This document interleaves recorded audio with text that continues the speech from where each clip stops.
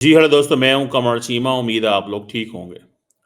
दोस्तों, एक बड़ी डेवलपमेंट हुई है और वो डेवलपमेंट ये है कि भारत की जो फ़ौज है, भारत की फ़ौज ने मराठा किंग छत्रपति शिवाजी का स्टैचू जो है, वो पैंगोंग त्सो लेक के किनारे के ऊपर लगा दिया। ये तकरीबन 135 किलोमीटर की एक ग्लेशियल लेक है और लाइन ऑफ एक्चुअल कंट्रोल के ऊपर बिटवीन इंडिया एंड चाइना। और समझ लें कि इंडिया एंड चाइना दोनों इससे डिवाइड होते हैं, ठीक है?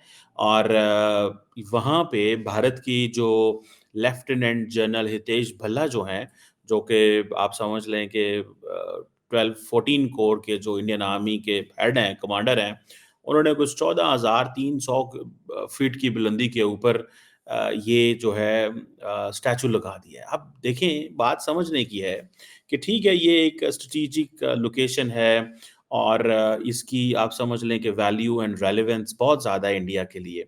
लेकिन क्वेश्चन ये पैदा होता है कि मुझे याद है कि जो 1962 की जो वॉर थी, वो जो कहा जाता है कि जो नॉर्दर्न जो किनारा है लेक का, वहाँ पे बड़ी इंटेंस किस्म की जंग हुई।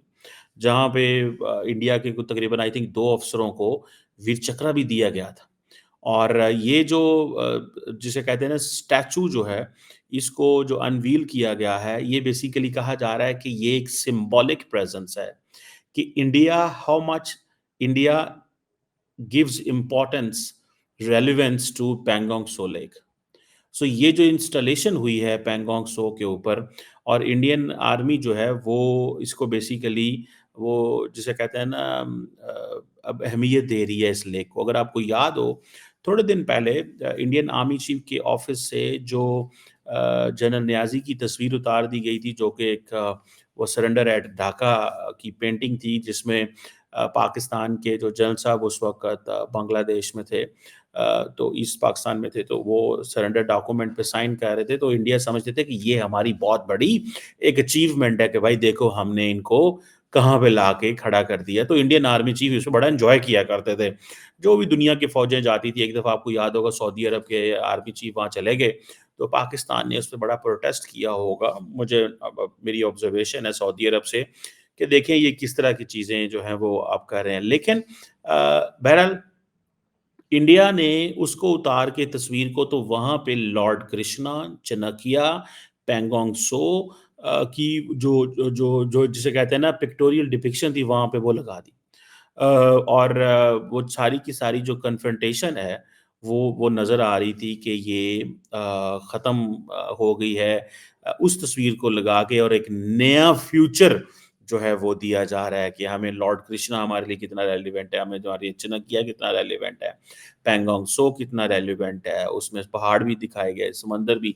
सो पैंगोंग त्सो जहाँ पे ये स्टैच्यू लगाया गया है जिसे कहते हैं ना छत्रपति शिवाजी का, ये बेसिकली बड़ी इम्पोर्टेंट चीज़ है।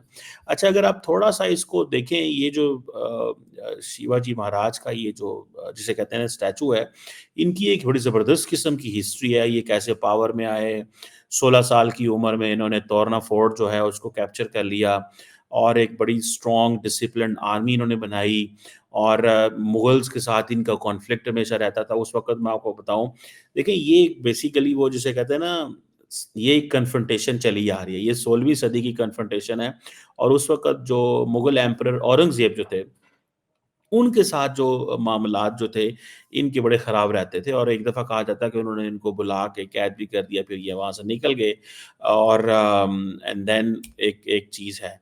सो ये आप समझ लें कि ये जो स्टैच्यू लगाना है, ये बेसिकली इंडिया एक अपनी आइडेंटिटी, एक तो मराठा आइडेंटिटी तो ठीक है, मराठा एम्पायर भी उन्होंने रखी। इंडिया समझता है कि ये है इंडिया की identity. We have to give relevance and importance to our heroes, जिन्होंने क्योंकि ये जो जिसे वो कहते हैं ना कि इनकी जो अहमियत है वो सेल्फ गवर्नेंस हो, मिलिट्री स्ट्रैटेजीज़ हों, इनकी अहमियत बहुत ज़्यादा है। सो ये 50 साल की उम्र में ही देखें कितना बड़ा काम करके चले गए। सो ये स्टैच्यू लगाना वो समझते हैं बनता है, क्योंकि ये स्टैच्यू बात करता है रेजिस्टेंस की, ये स्टैच्यू बात करता है इंडिपेंडेंस की, ये स्टैच्यू बात करता है कि हमने किस तरह वो जिसे कहते हैं ना चीज़ों को जो गुरिल्ला वॉरफेयर टैक्टिक्स जो उन्होंने इंट्रोड्यूस कराई, ये स्टैचू बात करता है जिसे कहते हैं ना रेजिस्टेंस की, ये स्टैचू बात करता है कि किस तरह how come things are being shaped, things are going on. So so इसलिए इंडिया ने पैंगोंग सो लेक के ऊपर ये लगा के एक अपने लोगों को कहा है कि ये हमारा हीरो है, ठीक है जी। वो कहते हैं जी कि ये जो शिव जी हैं, ये एक मिलिट्री लीडर नहीं थे, ये एक प्रोग्रेसिव रूलर भी थे। जस्टिस की बात करते थे, रिलिजियस टॉलरेंस की बात करते थे, सोशल रिफॉर्म्स की बात करते थे और ये हिंदू प्राइड को बड़ी अहमियत देते हैं, ठीक है जी। हिंदू प्राइड को बड़ी अहमियत देते हैं और इन्होंने सिर्फ़ ये हिंदुओं के नहीं, मुस्लिम्स, ईसाई, दलित्स इन तमाम लोगों को जॉब्स दी, एडमिनिस्ट्रेशन में लेते थे, तो ये वो इनको इस चीज़ की और ये क्योंकि वो कहते हैं कि purely administrative skills and military innovation पे काम करते थे। सो वो कहते हैं कि हम इनको ये हमारे लिए एक एक कल्चरल एंड रीजनल प्राइड है क्योंकि पर्टिकुलरली स्पेशली जो महाराष्ट्र में थे जो शिवाजी महाराज जो हैं पर्टिकुलरली उनकी जो सारी लेगेसी है वो महाराष्ट्र में सेलिब्रेट की गई है और रीजनल हीरो भी हैं और मराठा आइडेंटिटी को भी अहमियत देते हैं। सो वहाँ पे जो जो सारी की सारी जो वैल्यूज़ हैं उनको वो देखते हैं। बहरहाल ये एक चीज़ जो है वो हमारे सामने आती है। सो लेट्स सी कि इंडिया जो है ये अगर ये चीज़ शो कर रहा है, इंडिया ये अपना आप दिखा रहा है उसको चाइनीज़ को कि देखो हम अपना जो सबसे जो जिसे कहते हैं ना ताकतवर जो बंदा है या हमसे हमारा सबसे ज़्यादा जो बहादुर बंदा है, उसको हम लेके आए हैं।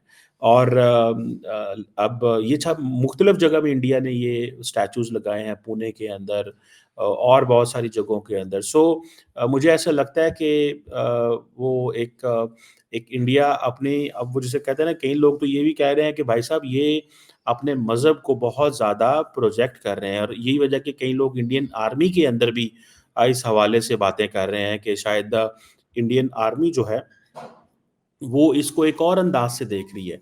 इंडियन आर्मी के एक बड़ा तबका कहता है कि शायद हिंदुइज़्म सबकी वो नहीं है ये सबका रिलिजन नहीं है, एक सेकुलर मिलिट्री आर्मी है। मतलब इस तरह की चीज़ें जो हैं वो की गई हैं। बहरहाल इसकी वजह से एक चाइना को मैसेज दिया गया और वो मैसेज ये है कि भाई we have our one of the brave soldiers who is monitoring, looking और हम इससे सारी की सारी इंस्पिरेशन जो है वो लेते हैं। This is what they say. So we have to understand कि ये कब तक ये जो इंडियन आर्मी के अंदर ये जो ट्रांसफॉर्मेशन है ये ट्रांसफॉर्मेशन जो है वो कब तक चलती है और ये ट्रांसफॉर्मेशन क्या रिज़ल्ट लेके आती है। इस ट्रांसफॉर्मेशन की वजह से क्या लॉन्ग टर्म इम्पैक्ट क्या होते हैं एंड सिग्नलिंग क्या होती है। The most important thing is the signalling.